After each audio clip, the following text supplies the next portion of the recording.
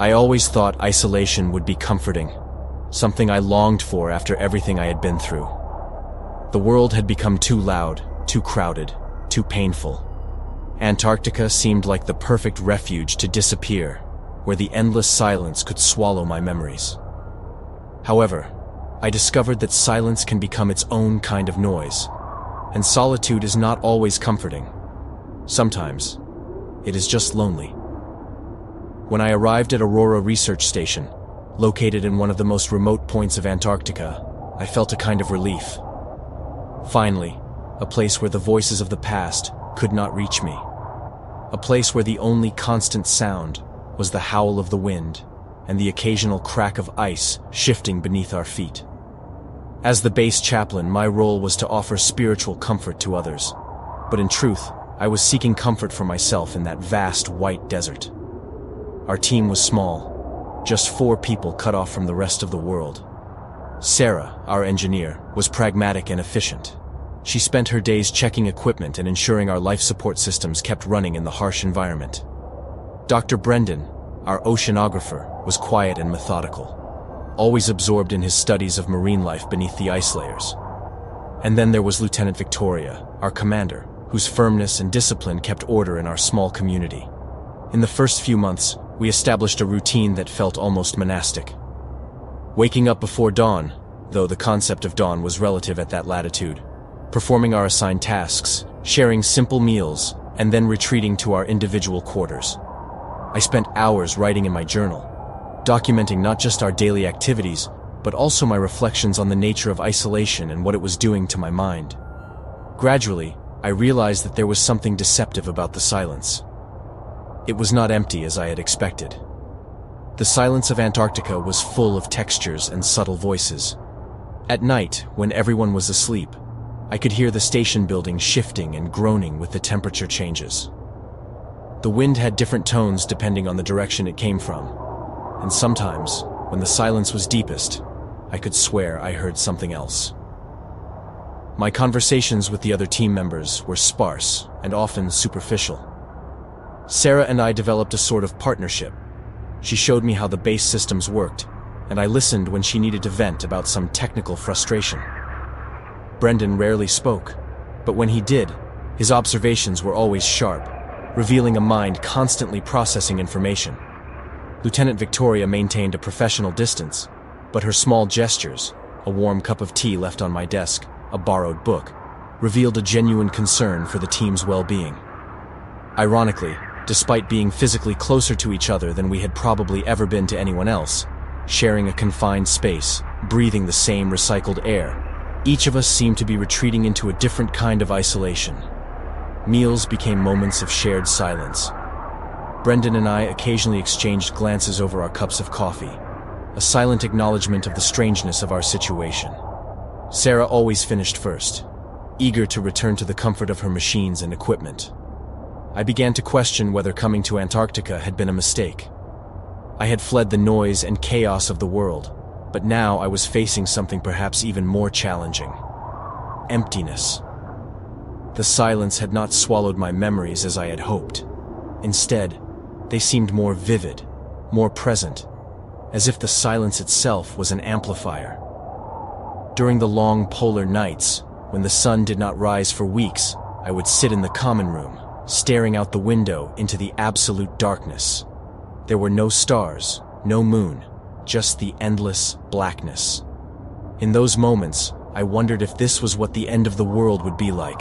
Not a bang, not a scream, but a silence so complete that even thought felt intrusive. It was in those hours that I began to understand something fundamental about isolation. It was not just the absence of other people, but also a presence in itself. Isolation was not an empty space. It was a space filled with everything you brought with you. And I had brought a lot. Sarah swore that the equipment was communicating with each other during the night. Brendan started taking notes on sounds coming from the frozen sea, sounds that no one else could hear. Lieutenant Victoria began making nightly rounds, checking and rechecking doors and windows as if she were expecting an invasion. I realized that isolation had its own rhythm, its own language. It was as if we were all learning to speak a new tongue, one made of silences and small gestures, A nod from Lieutenant Victoria meant more than an entire speech. A sigh from Sarah carried layers of meaning. A distant look from Brendan told stories. That was when I understood that isolation was not just a physical condition, but also a mental state. We were isolated not only from the rest of humanity, but in a way, from ourselves. The silence I had sought was not a refuge but a mirror, one that reflected not only who I was, but who I could become if I continued down this path. Looking at my colleagues gathered in the common room during the storm, I saw the same realization on their faces. We were all there for different reasons, each searching for something different in the silence and isolation. And now, facing the fury of nature, we were being forced to acknowledge what we had truly found. Not an escape from the world, but a confrontation with our own minds. When the storm finally subsided 2 days later, an eerie silence hung over us. It was Lieutenant Victoria who noticed it first. She was checking for damage to the station's exterior when her voice came over the communicator, strangely hesitant. "Thomas, come here. Tell me I'm seeing things." I found her in the observation room, her usually composed face now marked by an expression I had never seen before.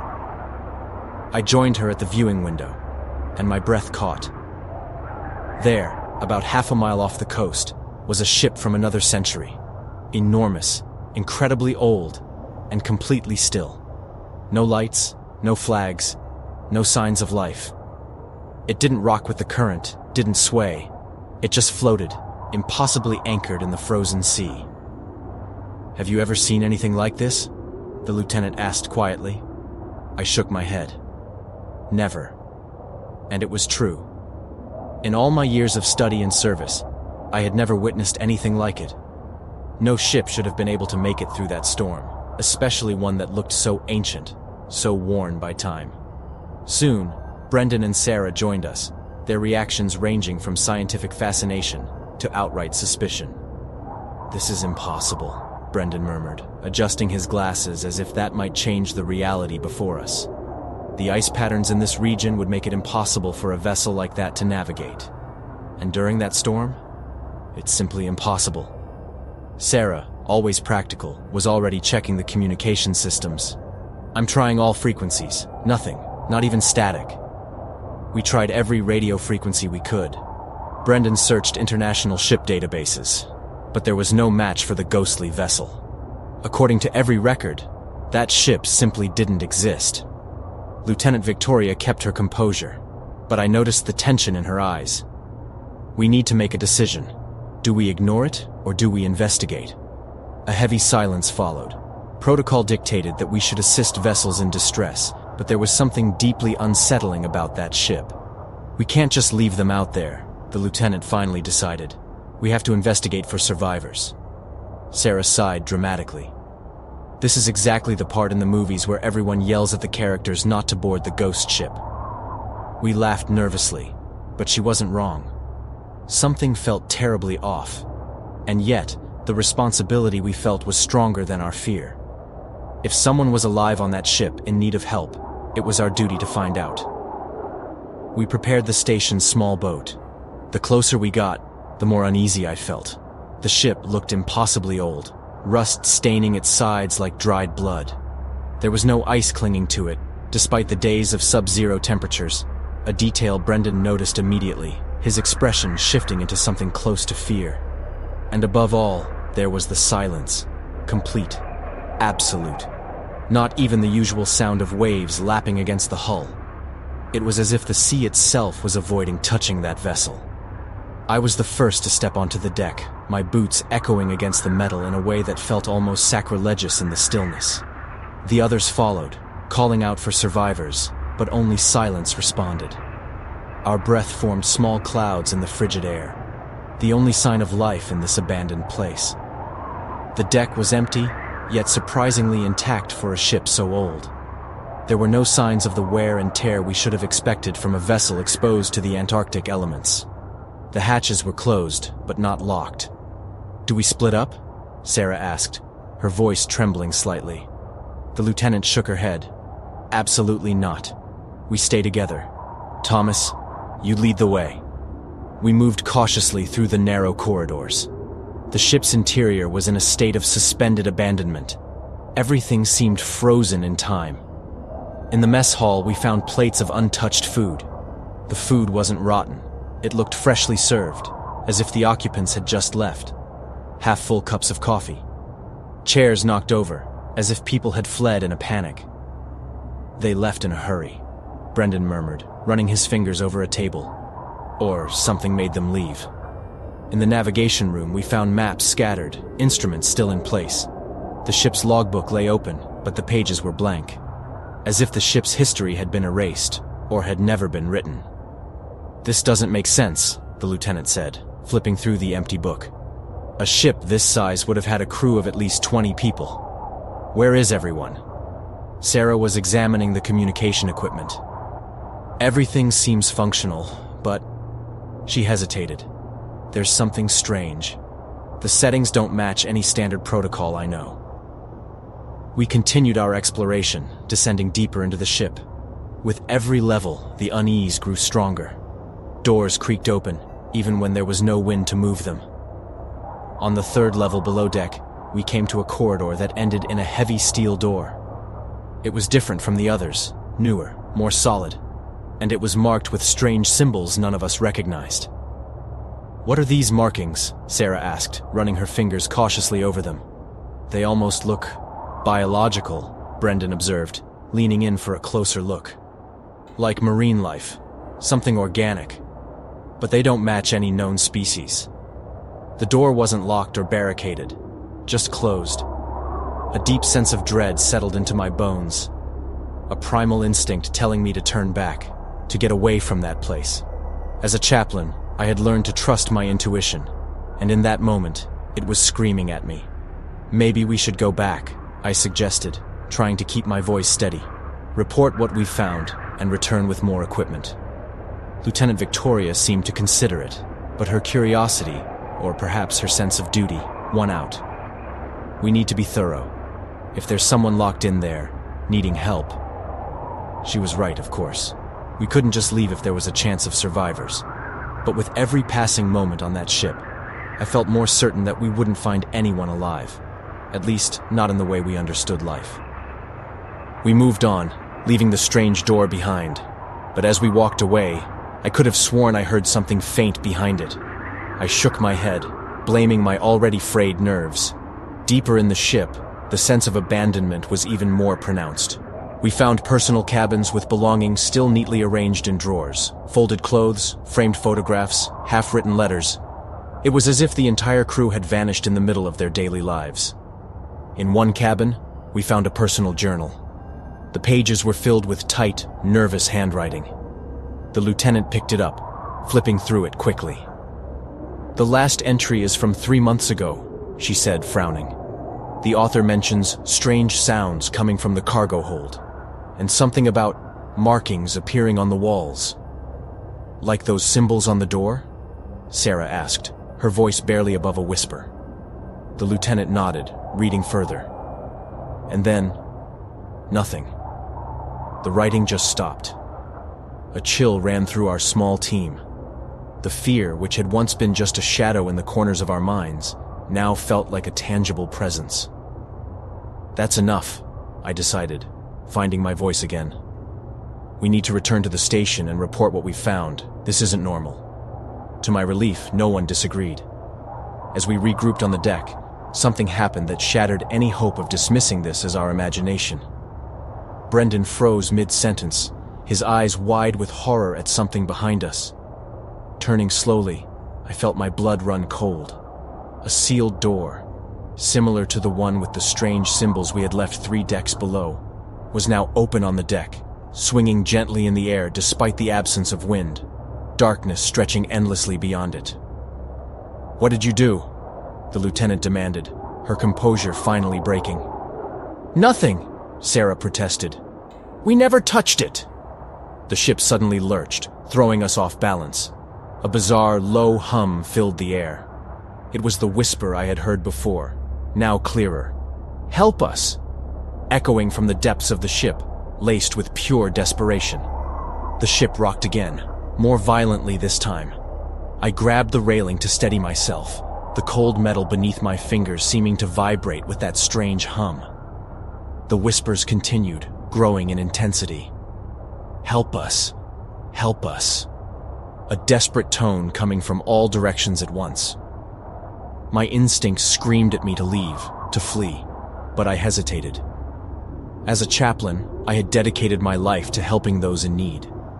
If there were souls trapped on that ship, how could I abandon them? "Someone is inside," I said, taking a hesitant step toward the open door. "We need to help." Lieutenant Victoria grabbed my arm with surprising strength. "Thomas, no, something is very wrong here." Her face was pale, but her eyes were steady, focused. "Don't you hear it?" And then I realized. The whispers had changed. The words, "help us," were still discernible, but now interwoven with low, chilling, and malicious laughter. The tone of desperation was mixed with something almost hungry. Dr. Brendan was now kneeling, examining the deck. "Look at this," he said, pointing to damp marks spreading from the threshold of the open door. "It looks organic." "Something is wrong here." Sarah grabbed my shoulder. "We need to leave now." "Lieutenant," I spoke calmly, somehow finding composure amid the growing chaos. "We need to regroup. Let's head back to the station and come up with a plan." She nodded, but as we turned to leave, the laughter stopped abruptly, replaced by heavy footsteps moving toward us. Wet sounds, as if something large and drenched was dragging itself through the dark corridor behind the door. The smell of salt and something putrid filled the air. We ran, slipping on the icy deck, not daring to look back. The laughter resumed, morphing into a dissonant chorus that seemed to chase us as we hurried back to our boat. When we pulled away from the ship, I looked back once. A dark silhouette moved across the deck, its form too tall and thin to be human, bending in impossible ways as it seemed to watch us leave. On the way back to the station, no one said much. The laughter still echoed in my mind, along with the whispers pleading for help. When we arrived, the lieutenant acted quickly, ordering a full security check. Sarah rushed to the communications room, once again trying to establish contact with the outside world.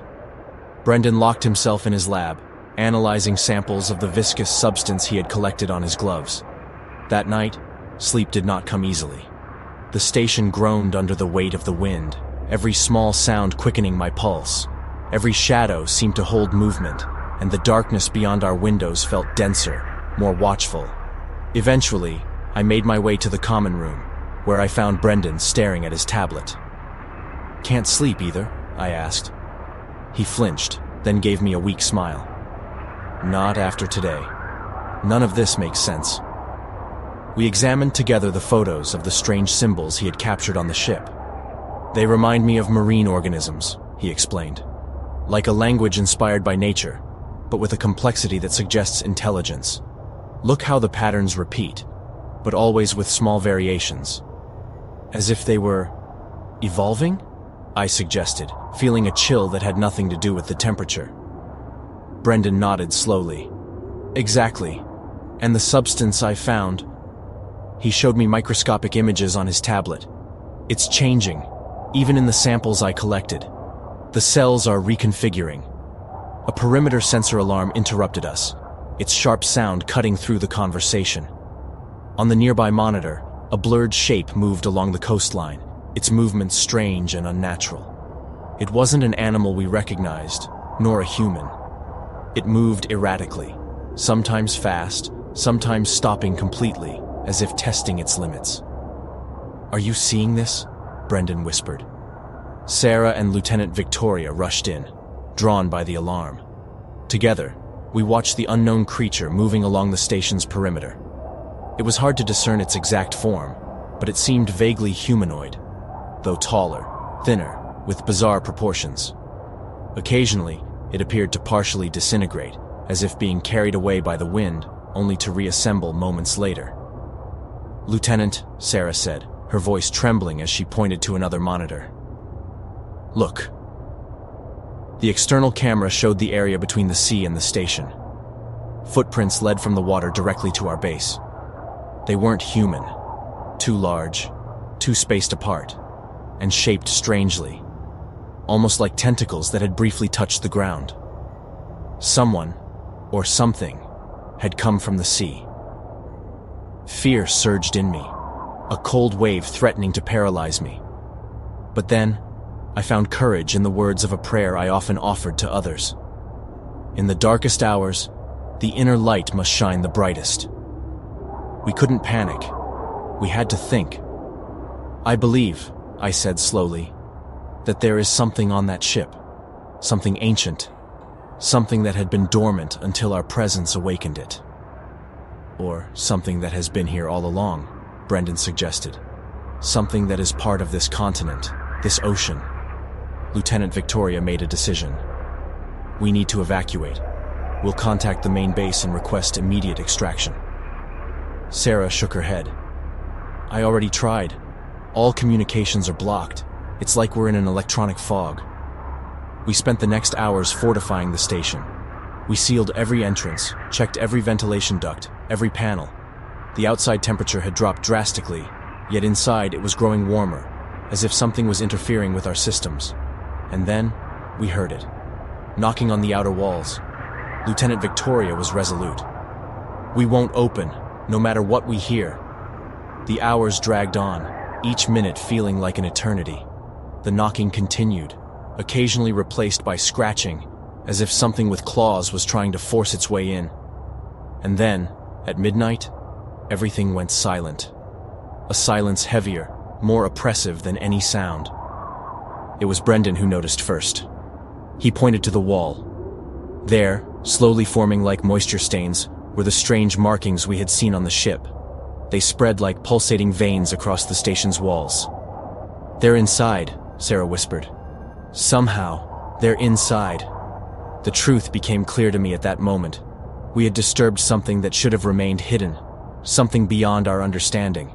And now, it was our responsibility to keep it from spreading to the rest of the world. We need to destroy the station, I said, the words leaving my mouth before I even realized. We can't let this escape. Lieutenant Victoria looked at me, a mix of fear and respect in her eyes. You're right. If this reaches the mainland? How? Sarah asked. The self-destruct protocols require codes only the main base can provide. Brendan stood up slowly. The reactor. If we manipulate it correctly, we can cause an overload. The next hours were a blur of activity. While Brendan and Sarah worked on the reactor, Lieutenant Victoria and I prepared for one last desperate attempt. The plan was simple. Activate the overload, reach the emergency boat, and get as far away as possible before the station exploded. The markings continued spreading across the walls, now accompanied by a low hum that seemed to emanate from the very metal. The air grew denser, filled with a marine scent that had no place miles away from the open ocean. When everything was ready, we gathered in the common room for a final moment. No words were needed. Each of us knew what was at stake. Brendan activated the sequence, giving us 20 minutes to escape. We ran for the emergency boat, but on the way, the worst happened. Sarah, no! I tried to grab her, but it was too late. Her fingers touched the viscous substance, and I saw the horror in her eyes as the thing began absorbing her, pulling her into the wall. The lieutenant yanked me away. We can't help her! We have to keep going! We reached the boat, with Brendan already at the controls. When we set off, I looked back. The station, our home for the last 6 months, now pulsed with alien life, its shape shifting and twisting against the white horizon. The explosion came 5 minutes later, a flash of white light that momentarily turned night into day. The shockwave almost capsized our small boat, but we managed to stay afloat. We sailed in silence across the icy sea, each of us lost in our own thoughts. Occasionally, I thought I heard whispers in the water, sometimes pleading for help, sometimes softly laughing. But maybe it was just the wind, or my mind trying to make sense of the incomprehensible. In moments of extreme darkness, I learned that some secrets are meant to stay lost. Some mysteries are like closed doors, protecting us from forces we cannot understand. As a chaplain, I always believed my role was to offer light in the darkness. But now I understand that sometimes the greatest wisdom is in respecting the limits of our understanding and accepting that some doors should never be opened. As we drifted away from what was left of the station, I looked back one last time and saw, for a brief moment, the old ship still floating on the horizon, as if it were watching us leave. Then it vanished into the mist, taking its secrets, horrendous secrets, with it.